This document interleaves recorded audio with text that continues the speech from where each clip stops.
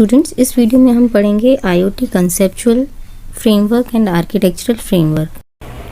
Conceptual framework जो होता है आईओटी का, वो एक इक्वेशन होती है। Following equation describes a simple conceptual framework of IoT. IoT की हम बात करें तो आईओटी में क्या होता है, फिजिकल ऑब्जेक्ट्स होते हैं यानी थिंग्स होती हैं, उनके साथ कंट्रोलर, सेंसर और एक्चुएटर्स होते हैं और इंटरनेट होता है। यानी कि अगर हमें आईओटी बनाना है तो हमें किन मेन चीज़ों की ज़रूरत पड़ेगी, ऑब्जेक्ट्स की, उनके साथ कंट्रोलर, सेंसर, एक्चुएटर्स लगाने पड़ेंगे और हमें इंटरनेट की ज़रूरत पड़ेगी। तो ये एक सिंपल कंसेप्चुअल फ्रेमवर्क है आईओटी का।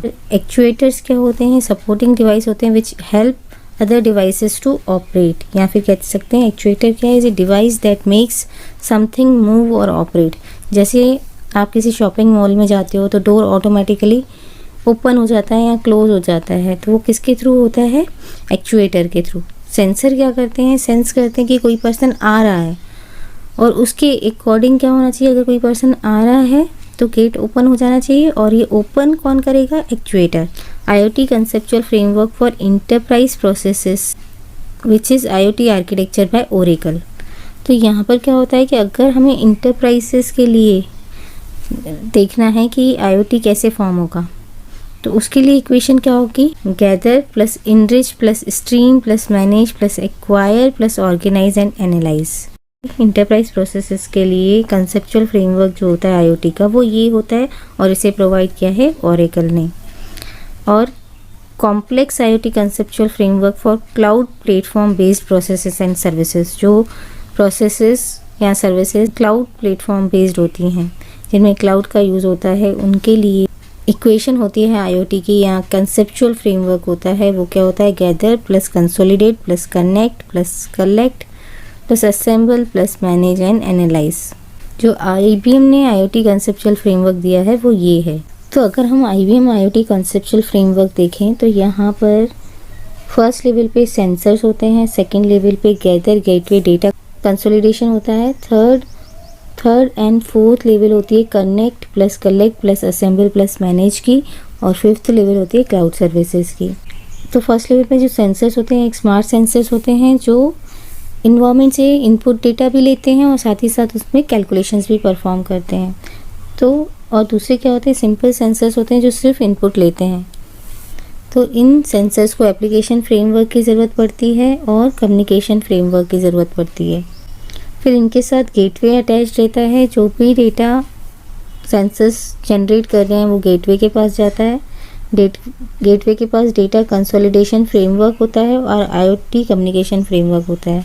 फिर नेक्स्ट लेवल पे क्या होता है, कम्युनिकेशन मैनेजमेंट होता है, जिसमें प्रोटोकॉल हैंडलर्स होते हैं, MQTT होता है जो हम आगे पढ़ेंगे। मैसेज साइट होती है जिसमें मैसेज राउटर होते हैं, मैसेज कैशे होते हैं, पब्लिश एंड सब्सक्राइब मॉडल का यूज़ होता है। यानी जो भी डेटा सेंसर्स जनरेट कर रहे हैं वो गेटवे के थ्रू कम्युनिकेशन मैनेजमेंट के पास आता है। फिर इन्फोमिक्स टाइम सीरीज सर्विस होती है जो ये चेक करती है कि वो डिवाइस जिससे डेटा आ रहा है वो रजिस्टर है कि नहीं है इस डिवाइस से। यानी रजिस्ट्रेशन का डेटा, हर डिवाइस को पहले रजिस्टर होना पड़ता है डेटा को अदर डिवाइसेस को साइन करने के लिए, तो यहाँ पर उस टाइप का मैनेजमेंट होता है। Collect from thing, manage a time series view of data, manage connections and subscriptions. तो इस वाले लेवल पे क्या हो रहा था, डेटा कनेक्ट और कलेक्ट हो रहा था, यहाँ पर मैनेज हो रहा है, और यहाँ पर ये क्या है, क्लाउड सर्विसेज है। यानी जो भी डेटा रजिस्टर्ड डिवाइस से आ रहा है वो क्लाउड पे जाके सेव होगा।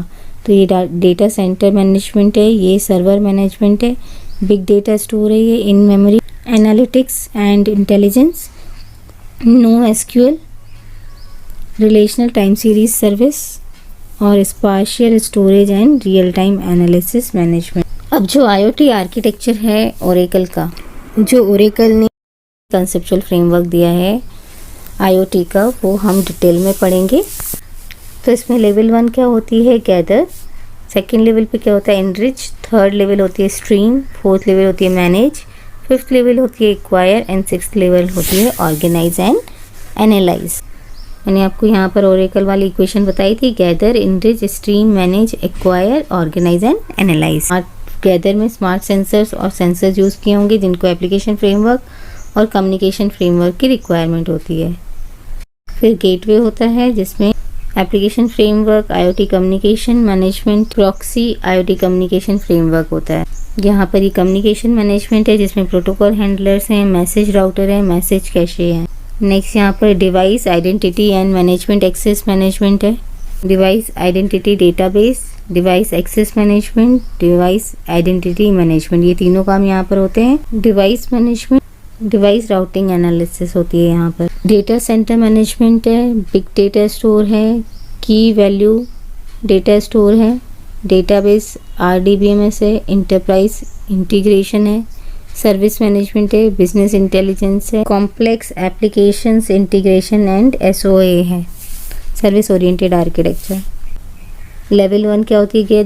क्योंकि ये IoT है तो ऑब्जेक्ट्स के साथ क्या होते हैं? इंटीग्रेटेड होते हैं सेंसर्स लगे होते हैं। तो सेंसर क्या होता है? A sensor is a device that measures physical input from its environment and convert it into data that can be interpreted by a computer। तो सेंसर क्या होता है? एक डिवाइस होता है जो फिजिकल इनपुट लेता है इन्वायरमेंट से और फिर उनको डेटा में कन्वर्ट करता है और जिसको कंप्यूटर जो है इजीली इंटरप्रेट कर सकता है। यानी कि जैसे अगर हम टेम्परेचर वाले सेंसर की बात करें तो वो क्या करेगा? आउटसाइड टेम्परेचर को मेज़र करेगा, सेंस करेगा कि कितना है, उसको फिर डिजिटल फॉर्म में कन्वर्ट करेगा और फिर उसको इजीली जो है कंप्यूटर इंटरप्रेट कर सकता है। स्मार्ट सेंसर्स क्या होते हैं? It have ability to compute and communicate. Smart sensor जो हैं वो सेंस भी करते हैं इन्वायरमेंट से फिजिकल डेटा और उनको कंप्यूट भी करते हैं और उनको कम्युनिकेट भी करते हैं। The sensors have the capacity to take measurements such as temperature, air quality, speed, humidity, pressure, flow, movement, electricity, etc. Smart sensor collect the data and then transmit it to level 2 through transcode, which does coding and decoding। तो smart sensor जो होते हैं data को collect करते हैं environment से और फिर उसको ट्रांसमिट कर देते हैं लेवल 2 पे with the help of transcode. Transcode क्या करता है? कोडिंग एंड डिकोडिंग का काम करता है, यानी जो भी डेटा सेंसर्स ने जनरेट किया है उसको कोड करके नेक्स्ट लेवल को प्रोवाइड करना या नेक्स्ट लेवल से जो डेटा आएगा उसको डिकोड करके लेवल 1 को प्रोवाइड करना। अब इसमें हमने देखा एप्लीकेशन फ्रेमवर्क और IoT कम्युनिकेशन फ्रेमवर्क यूज़ हुआ है। तो एप्लीकेशन फ्रेमवर्क क्या होता है? These are libraries with the help of these libraries sensor with connect with gateway and other devices. तो एप्लीकेशन फ्रेमवर्क क्या है? वो लाइब्रेरीज हैं जिनकी हेल्प से सेंसर्स जो हैं वो गेटवे या अदर डिवाइस कनेक्ट हो सकते हैं। और IoT कम्युनिकेशन फ्रेमवर्क क्या होता है? दिस इज मीडियम और protocol with the help of that devices are connected with each other. It may wifi, internet, IP, bluetooth, etc। तो कम्युनिकेशन फ्रेमवर्क क्या होता है? वो मीडियम या प्रोटोकॉल होता है जिससे डिवाइसेस एक दूसरे से कनेक्ट होते हैं। ठीक है, तो किसकी हेल्प से एक दूसरे से वो कनेक्ट हो सकते हैं? वाईफाई कनेक्शन से, इंटरनेट से हो सकते हैं, इंटरनेट प्रोटोकॉल के थ्रू हो सकते हैं, ब्लूटूथ के थ्रू हो सकते हैं। तो ये जो है IoT कम्युनिकेशन फ्रेमवर्क है। लेवल 2 क्या है? इनरिच लेवल 2 पे क्या लगा हुआ है? गेटवे। तो गेटवे क्या करता है? It is the hardware which behave like a gate between the two devices. It may be router and और सर्वर। गेटवे क्या होता है? क्योंकि गेट से नाम से ही पता चल रहा है कि एक गेट की तरह वर्क करता होगा दो डिवाइसेस के बिटवीन। तो ये गेटवे क्या? एक हार्डवेयर है जो गेट की तरह बिहेव करता है दो डिवाइसेस के बिटवीन, यानी एक डिवाइस से दूसरी डिवाइस पर डेटा कैसे ट्रांसमिट होगा वो वर्क करता है गेटवे। ये राउटर भी हो सकता है, सर्वर भी हो सकता है। To transport massive volume of data produce by sensor a robust and high performance wired और wireless network infrastructure is required. तो मैसिव वॉल्यूम ऑफ डेटा जो सेंसर्स प्रोड्यूस कर रहे हैं इन्वायरमेंट से, उनको ट्रांसपोर्ट करने के लिए हमें एक रोबस्ट और हाई परफॉर्मेंस वायर्ड और वायरलेस इंफ्रास्ट्रक्चर की ज़रूरत होती है और वो क्या होता है? Gateway. Data from sensors comes to gateway after the encoding. When data go to the next level from gateway decoding is done. तो डेटा जो सेंसर से आता है वो गेटवे के पास आता है इनकोड होके।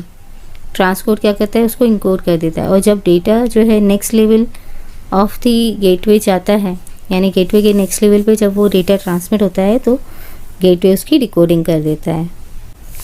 Level 3 is stream. इस लेवल पे क्या होता है? Communication management. तो communication management is done here to send and receive the data streams. Data streams को रिसीव करना और दूसरी लेवल पे सेंड करने का काम किसका होता है? कम्युनिकेशन मैनेजमेंट का। देखो यहाँ पर स्क्रीन में क्या है, कम्युनिकेशन मैनेजमेंट है जिसमें प्रोटोकॉल हैंडलर्स है, मैसेज राउटर्स हैं और मैसेज कैशे है। तो प्रोटोकॉल हैंडलर्स क्या होते हैं? These are use to check whether the device connected in IoT has ability to access the internet और नॉट। तो प्रोटोकॉल हैंडलर्स ये चेक करते हैं जो डिवाइस कनेक्टेड है IoT से वो इंटरनेट को एक्सेस कर सकता है कि नहीं कर सकता है। Message router, if any device send the message then the router will decide to whom it will go. Router का हमें वर्क पता ही है कि क्या करते हैं कि किस मैसेज को किस रूट के थ्रू, किस नेटवर्क के थ्रू दूसरे डिवाइस तक पहुंचाना है, ये फाइंड करते हैं। Message cache, it stores the recently comes data. जो भी डेटा सेंसर से आ रहा है रिसेंट डेटा, उसको स्टोर करने का लिए क्या चाहिए होता है? Message cache. Next is level 4 manage. Level 4 जो है वो मैनेज है। इसमें क्या है? Device identity management and access management होता है। डिवाइस को आइडेंटिफाई और मैनेज किया जाता है इस लेवल पे। तो level 4 receives the device data. Here device management, device identity management and access management receives device data. The device और hardware which we are using should be registered. The registered device can only access the data. अब level 4 पे क्या होता है?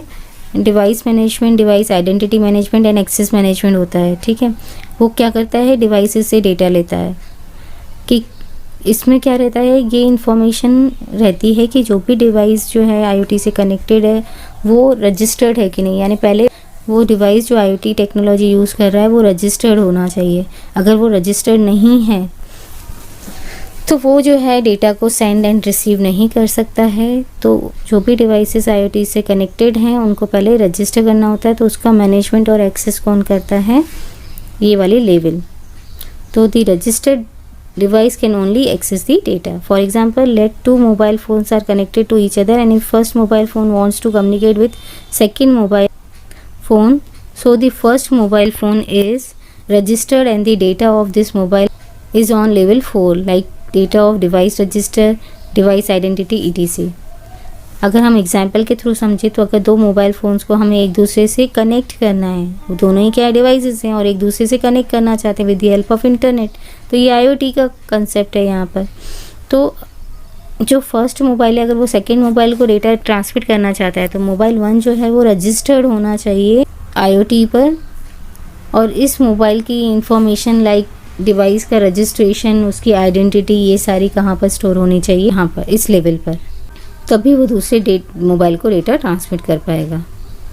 Level 5 is acquire, a data store और database acquire data at level 5।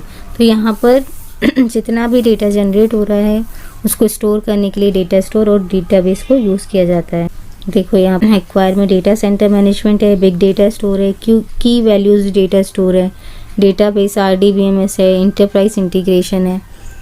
Next layer क्या है? Organise and analyse, इसमें क्या है? सर्विस मैनेजमेंट है, बिजनेस इंटेलिजेंस है, complex application integration and SOA service oriented architecture है।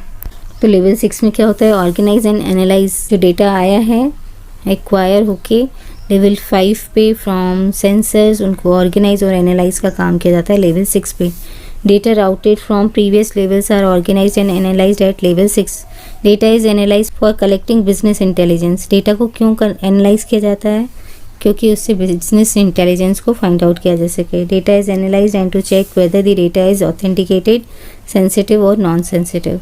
और डेटा को इसलिए भी एनालाइज किया जा सकता है। बिजनेस इंटेलिजेंस मतलब कि जैसे क्या एक्शंस परफॉर्म करने चाहिए जिससे हमारा बिजनेस बढ़े, तो इसलिए डेटा को एनालाइज किया जाता है जिससे बिजनेस इंटेलिजेंस को इम्प्रूव किया जा सके। Data is analysed and to check whether the data is authenticated, sensitive और नॉन सेंसिटिव। और डेटा को एनालाइज इसलिए भी किया जाता है ये चेक करने के लिए जो डेटा आया है वो ऑथेंटिकेटेड है कि नहीं है, काम का है या नॉन सेंसिटिव है।